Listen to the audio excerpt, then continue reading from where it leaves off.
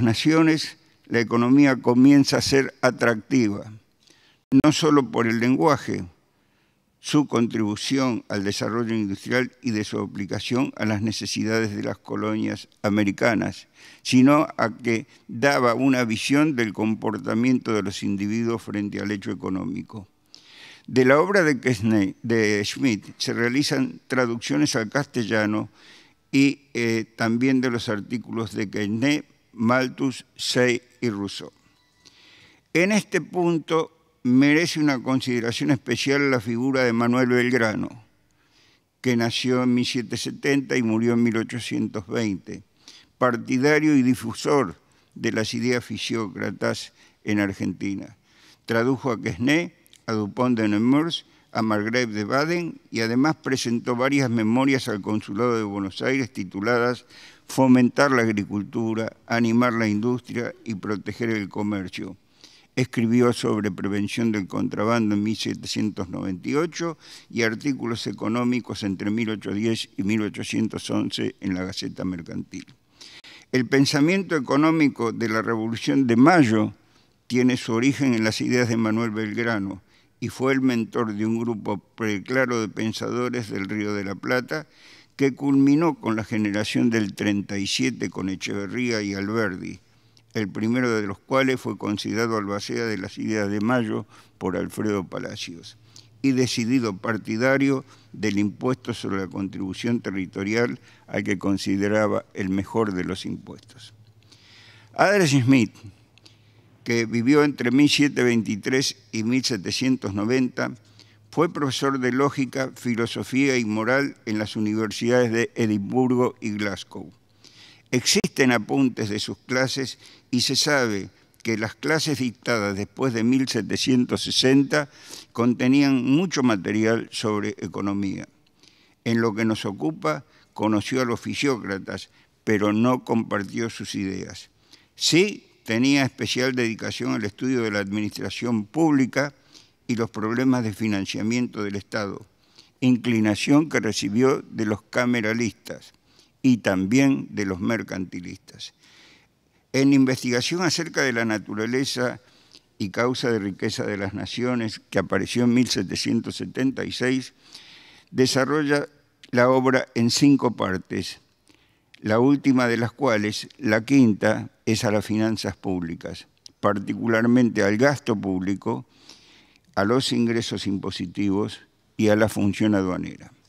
Para Schmitt, el Estado debía reducir a 3 sus funciones: defensa, justicia y sostenimiento de obras y servicios no rentables. Era naturalista para el diseño de la política económica. Este modo de aproximarse al sistema económico es recogido entre nosotros por Juan Bautista Alberdi y adoptado en la Constitución de 1853-60. En general, la fisiocracia y el clasicismo tenían una visión disímil respecto del orden tributario, pero mantenían la clasificación anunciada, aun cuando sus diferencias en el peso relativo, en el caso de la renta de la tierra. Pero los unía una visión ofertista, es decir, ocuparse del aumento de la producción por medio de un sistema que asegurara la propiedad y la libertad de los individuos en cuanto, cómo y para quién producir. Asimismo, se encuentra en Schmitt la base de la teoría de la distribución de los ingresos fundadas en los factores de la producción. Pero lejos de ser un ingenuo, en el capítulo 10 de su obra se pronuncia contra los empresarios que tienden a comportarse como monopolistas y contra los terratenientes por desear cosechar rentas donde no han sembrado. David Ricardo, 1772-1823, pertenece también a la escuela clásica. Mostró por primera vez cómo un simple modelo económico, operando con muy pocas variables definidas con precisión, podía utilizarse para analizar problemas económicos complejos.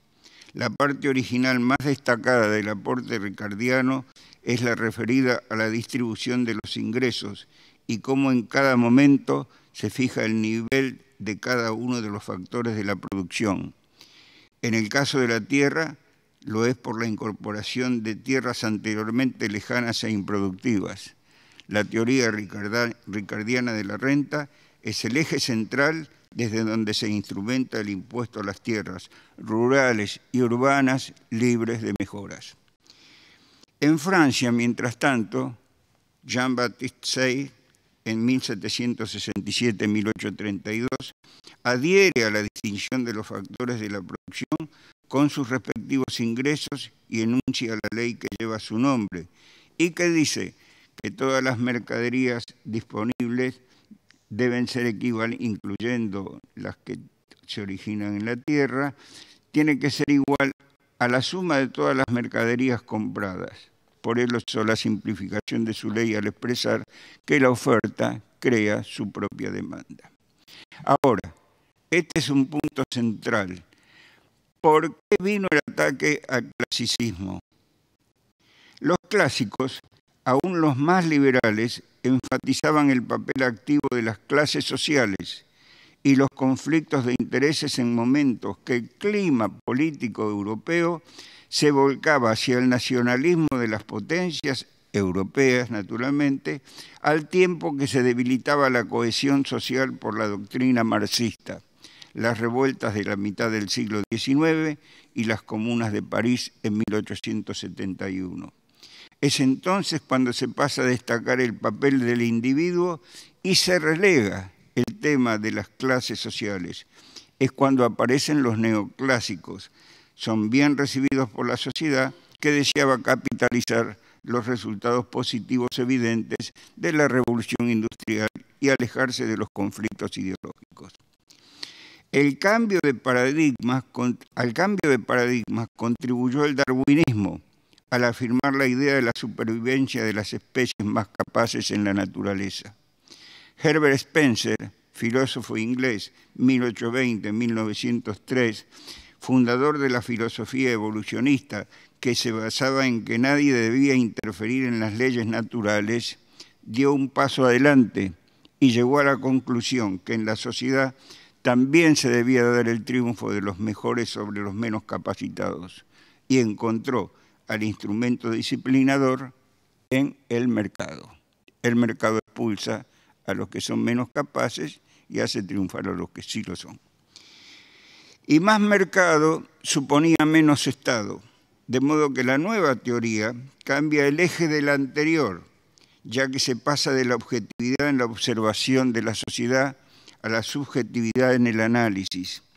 El lugar del productor lo ocupa ahora el consumidor con su escala de preferencias y como por un arte de birloque o de magia, desaparece la teoría del valor trabajo que se suple con el enfoque marginalista basado en abstractos cálculos matemáticos que se obtienen de supuestos comportamientos individuales. Los factores de la producción pasan a ser dos solamente. También desaparece la tierra como por arte de magia. No solamente la tierra, sino la teoría de los excedentes de la tierra. El Estado queda sujeto al análisis marginalista y la intervención óptima surge de un modelo de equilibrio general que maximiza la eficiencia en la asignación de recursos entre usos públicos y privados. Este modelo es el modelo conocido de Paul Samuelson. En tal andamiaje cobran identidad los efectos renta y sustitución derivados del funcionamiento de precios entre bienes y factores. Pero como la tierra había desaparecido como factor de producción, no es tenida en cuenta a la hora de establecer la estructura impositiva que financia el gasto público. Pero más allá de los principios y los intentos de sistematizar la economía a los requerimientos de la época, me permito destacar los aportes de Petit ya citados y el que hiciera en 1879 Henry George, de 1839 a 1897, fecha de nacimiento y muerte. Ambos en lo que particularmente se refiere a construir propuestas impositivas que apuntaran a construir un orden social distinto. George fue un filósofo no graduado que fue capaz de establecer la validez de sus ideas filosóficas. No fue un reformador agrario y tampoco un tratadista impositivo. Fue el más importante reformador social del siglo XIX y, lejos de aplicar ideas contrarias al orden político de su país, propuso una solución enmarcada en, primero, la abolición de los monopolios industriales. Segundo, facilitar la competencia y el libre cambio. Tercero, facilitar el acceso del capital y el trabajo a la tierra. Cuarto, eliminar la apropiación de la renta de la tierra, que entre paréntesis era la madre de todos los monopolios, así caracterizada por Winston Churchill.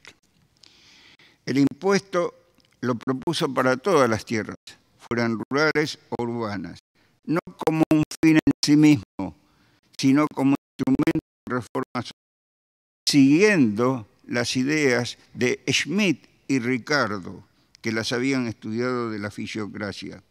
Pero además de fijar la imposición, definió la base imponible al expresar que tierra es todo lo que no es capital ni trabajo. En otros términos, la tierra es la naturaleza, que como tal pertenece a todos los hombres, y por lo tanto, quien la use debe pagar un impuesto por el recurso que se trate, sea la tierra convencional, los mares, los ríos, el subsuelo, el aire, las ondas aéreas, el espacio aéreo, etcétera, etcétera. Punto final. Los intereses y la estructura impositiva. Ha de resultar una tarea muy difícil encontrar un manual sobre la teoría de la hacienda pública que conceda al impuesto a la tierra el mismo espacio que los impuestos a las ganancias, a los consumos y al trabajo. Eso no es casual, ya que es el reflejo de la sabiduría convencional en economía, pero además porque en la implementación de una estructura de financiamiento del gasto público está reflejado el peso político que surge de la distribución de la renta. Y como fuera bien dicho por Philipp Bistek, que vivió entre 1844 y 1927, sociólogo y economista alemán, resultará muy difícil que los que más tienen legislen en contra de sus propios intereses. Como consecuencia de ello, y excepto en países sajones, fundamentalmente, el impuesto sobre la tierra libre de mejoras rurales y urbanas carece de relevancia, de modo que las necesidades presupuestarias se cubren con gravámenes sobre las ganancias, incluyendo como tales a los pagos a los asalariados en relación de dependencia y sobre los consumos en sus múltiples variantes. Los primeros inciden negativamente en la formación de capital, ya que se penaliza excesivamente a la inversión y a la eficiencia, y los segundos reducen la magnitud del mercado por la disminución que producen en el ingreso disponible para el gasto privado. Y ahora llegamos al principio de este ensayo. Cuando la tierra es materia de especulación y las inversiones en ella se apalancan con créditos, dan origen a un proceso que concluye con una crisis bancaria derivada del incumplimiento de las obligaciones asumidas por los especuladores. Dado que la tierra es de oferta fija, al tener que venderla a su precio baja, dando lugar a ciclos de auge y de depresión.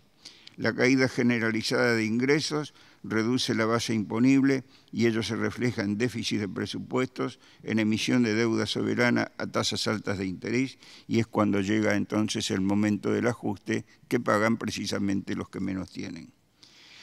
Como los gastos públicos son inflexibles a la baja, la respuesta se busca por el lado de los ingresos, pero siempre los que gravan la producción, los consumos y los salarios, todos de efectos disruptivos que se potencian en la medida de que su relación aumenta cada vez más con la caída del Producto Bruto.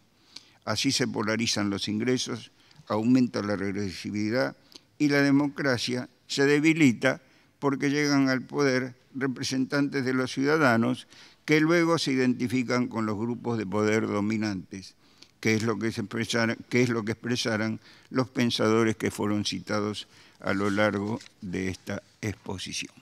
Muchas gracias.